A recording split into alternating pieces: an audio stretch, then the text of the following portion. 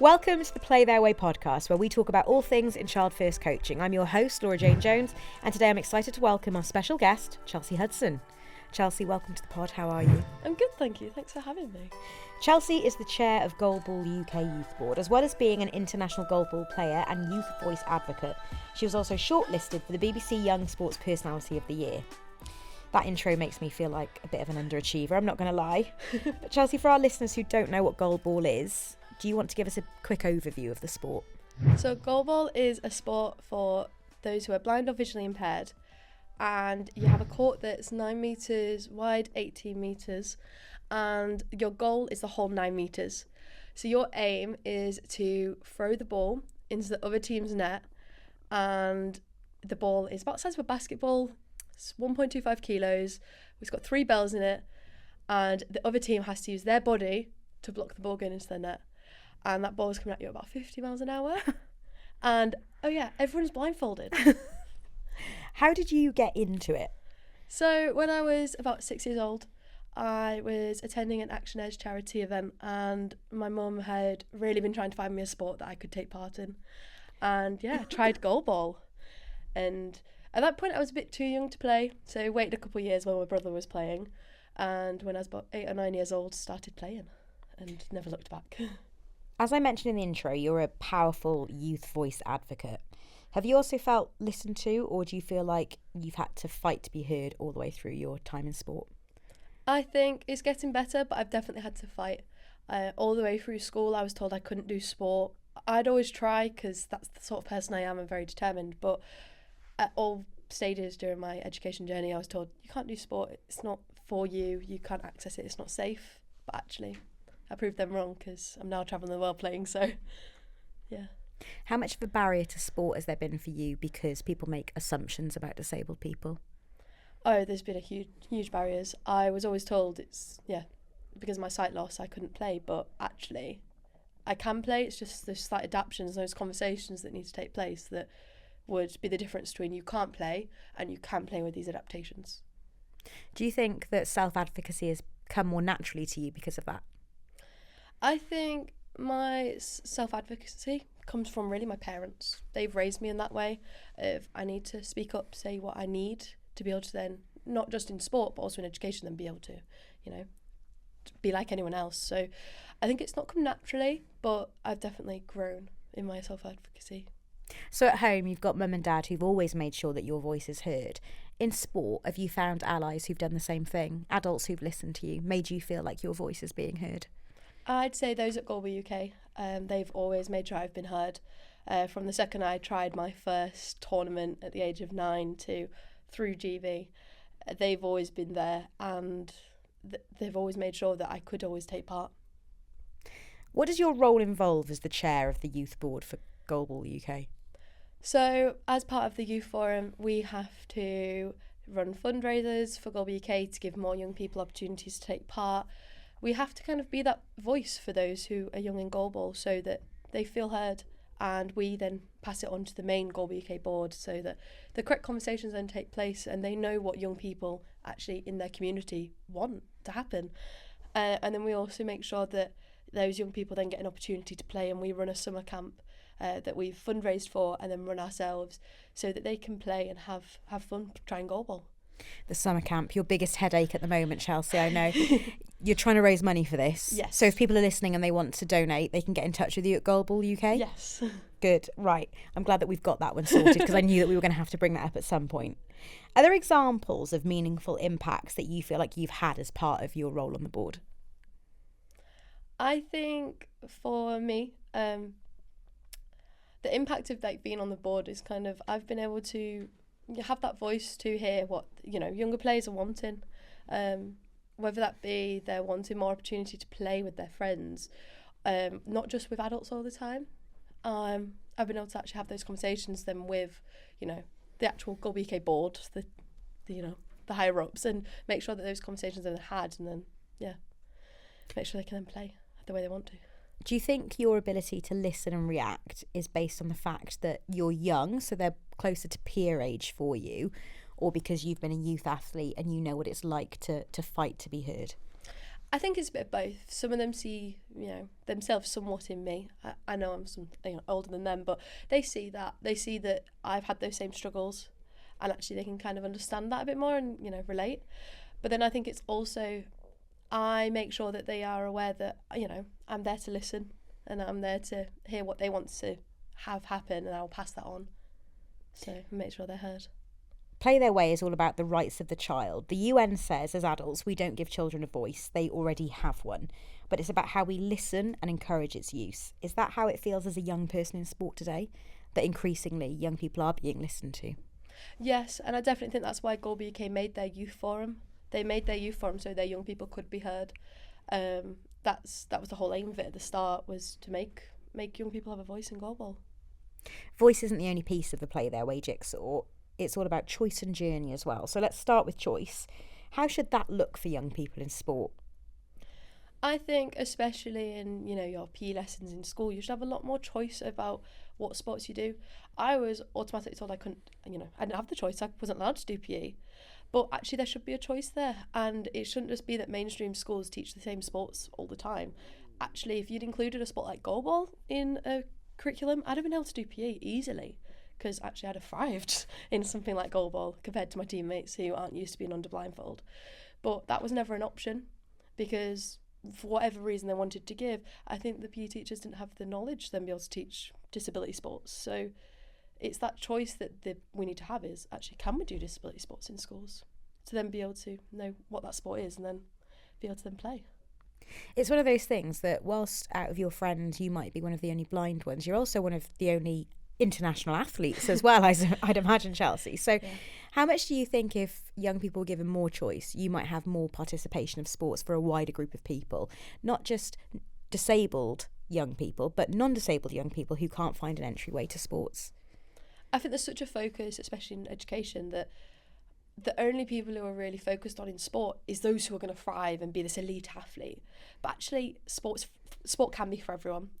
And you've just got to find the sport that suits them, or just not put so much pressure on it. Like, there's so much pressure to be this best player that you can be, but actually just have fun and play. But that's the choice that every young person needs to have, and be able to then try a sport and just have fun. See what sport is and just really play and have fun. I've asked about assumptions that have been made for you and about you in sport, and I guess I'm probably guilty of making one now, but do you think in disability sport, because it's a wider breadth of people who might not carry on and continue participating for a longer period of time, do you think that fun and play is more at the heart of disability sport because there are fewer opportunities, so you want more inclusion for those people? I think it's a bit of both, because obviously there is the potential to go on to, being a Great Britain player on the international stage. But actually, I think it starts off with, it should just be playing fun at first. You should try all the sports that you can, and if it's disability sports, try them. And okay, not everyone's going to go be this, top-notch star, but actually anyone can play and anyone can try the sport in the first place. So. You're in uni now, have you managed to encourage any of your sighted friends to come and get involved in goalball? I did. I dragged them to a tournament with me.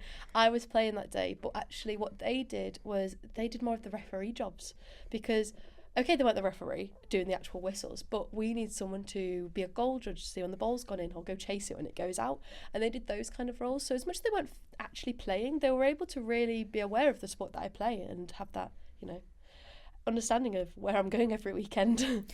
Chelsea, I've only known you for an hour, but I can imagine that your friends put their hands up for the officiating roles more so because they didn't want you to kick their butt at goalball, because I'm sure you would have had no humility in that setting at that point. I'd have definitely thrown the ball at them as hard as I could if I had the choice.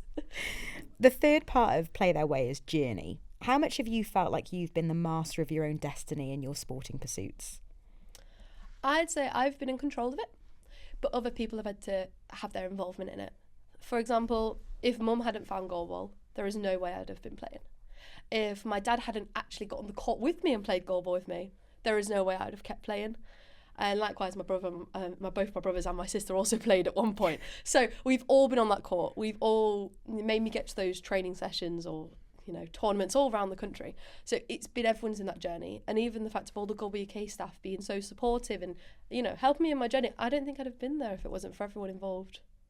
And it's important for me to probably point out to listeners that your mum and dad are both sighted, and you've got 3 siblings, and 2 of you are blind and 2 of them are sighted. So actually part of your journey has been other people doing things that you've wanted to do. Yes. My brother and sister who are sighted, they've been dancers from the age of 2, and they've always been doing sports. And I wanted to do sport, but dance classes didn't work and gymnastics didn't work. So it had to be something that really was for me, and that was goalball. But I wanted to play with my siblings. I just didn't just want to play a sport by myself. And that was what goalball could bring, is we all got on court together. And we had a great laugh because they're not used to having a blindfold on and suddenly having no vision. Whereas me and my brother were a bit more aware of that because, you know, we've had the sight loss all our lives. But yeah, we all got to get on court and play, and it was great because we're very competitive. So I can see that as well very easily. Is there a risk, do you think, for disabled young people? I won't say disabled athletes because it's before you get to that point, that sport can be a place of solitude, that too often you're encouraged to do sports that are individual sports as opposed to team sports like goalball? Yeah, I'd say, like, for me personally, goalball was great because going through sight loss is hard. There's no two ways about that. And actually I had my teammates around me to go through that. And if I'd gone into an individual sport, I think I'd have been so focused on, you know, the wins and that kind of thing that I wouldn't have actually got that emotional support almost from my teammates. And the wins are so much better when you've got your teammates around you. So I think, yeah, there's a real big difference between team and individual sport that, yeah, team brings so much more. You're talking from the perspective as a disability athlete, but you are an international athlete regardless of sight or lack of. How much do you think that sport is an important place for community and society for young people because it's a place that they can get their voice heard? I think community in sport is crazy. Like you get so much from that community in sport. That support network, there's nothing quite like it. The support you can get from, you know, your teammates, the opposition even, like off court, we're all just, yeah, we all get along, we all help each other, and I don't know, it's great. Sport's great. Yeah.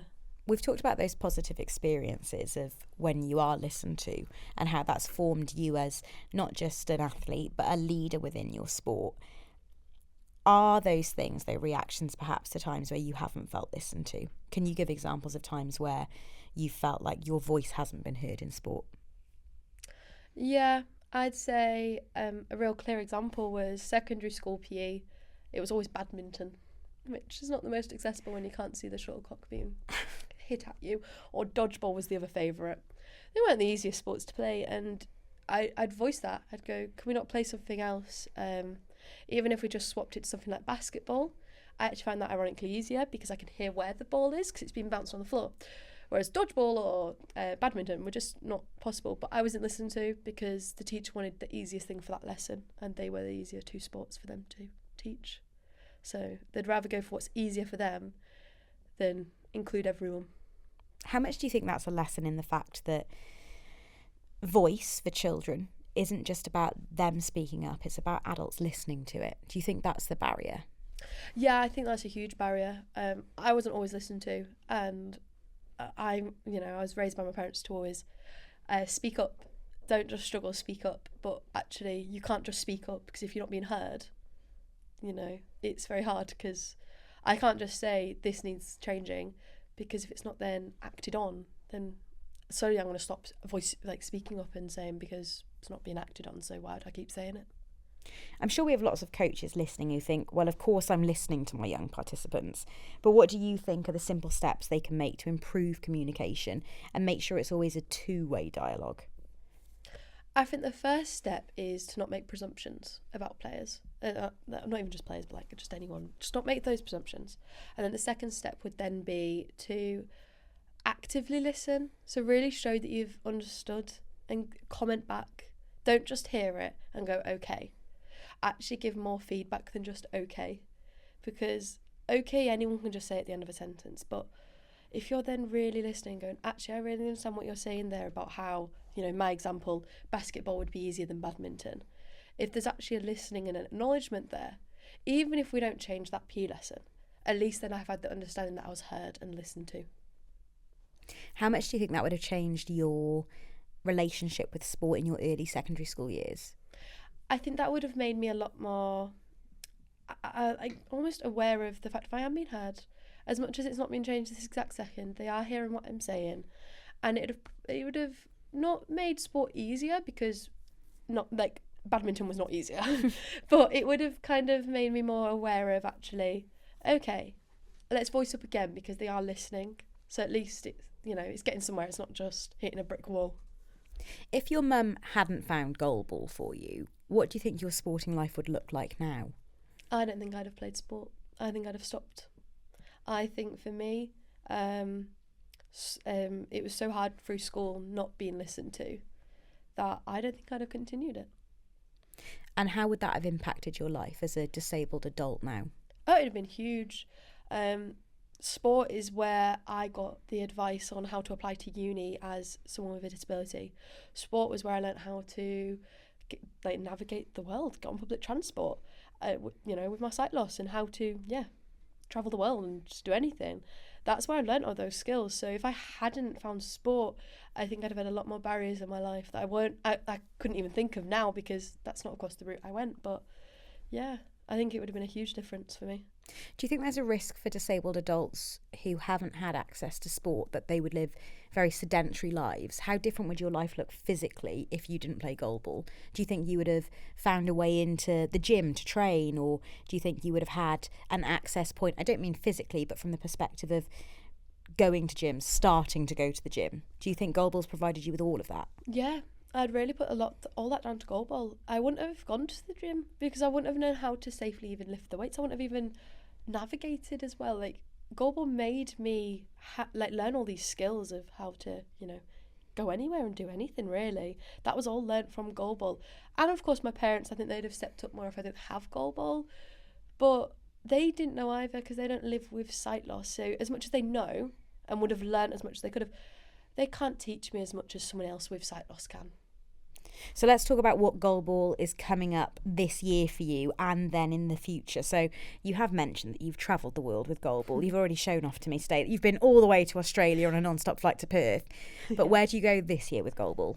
So we're hosting a tournament in Surrey in July. That is for, I can't remember what the name of the tournament is right now.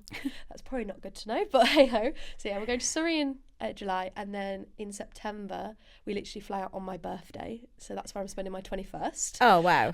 We're going to the European Championships in Finland. Wow, that's very exciting. And then World Championships next year? If we qualify, we need to come in the top 4 to qualify for Worlds next year. So, and they're in China. So fingers crossed we qualify. And unfortunately, goalball didn't make it to the Paralympic roster for GB last time round. No. They were the reserve team, I believe. So how much are you chomping at the bit to try and be a Paralympian next time round? We're a very determined squad. We've just got new coaches, and our coaches are determined too. So fingers crossed. We'll put all the hard work in, and we'll see where we end up, hopefully in LA. What would it mean to you to be able to say you're a Paralympian in a few years' time? Oh, it'd be huge. It'd be huge for me. From the second I found goalball, that was where I wanted to be. And everyone was like, why don't we set a more realistic, for now goal? I was like, yeah, but I want to be at the Paralympics. I want to be a Paralympian. They're like, okay. So that was, 9-year-old me was very determined. So yeah, it'd mean loads. It'd be huge. And you said that people were trying to be realistic around you. If Chelsea, you're 9 years old, perhaps let's find something a bit more short-term, a bit more achievable. Mm. But to be where we are today, having this conversation about you, hopefully, possibly, nearly, in a few years' time, being in LA as a Paralympian, who along that journey have been there supporting you? Who've been the real people who've said, yes, we can do this, and this is how we're going to do it together, Chelsea? I've literally my mum, dad and my siblings. It's us, us 6, we're a very determined family, and it'd be us, all of the Hudsons. Also, Goalball UK staff, but yeah, mostly them, and my new uni friends as well. They're very much like that too. I don't want to encourage any bad behaviour, but a 21st birthday in Finland for the European Championships. What are we thinking? Some sort of European champs tattoo or something along the way? I mean, all I've asked for is a slice of cake at the airport, which my coach has agreed to. So I'm getting cake in the airport on the way there. Chelsea Hudson, you have been an absolutely fantastic guest on this podcast. Thank you for joining us today. Thank you for having me. If you've enjoyed the podcast today, be sure to leave us a review and share this with someone else who you think might like it too. And follow Play Their Way on social media at Play Their Way on TikTok, X and LinkedIn, and at Play Their Way UK on Facebook and Instagram.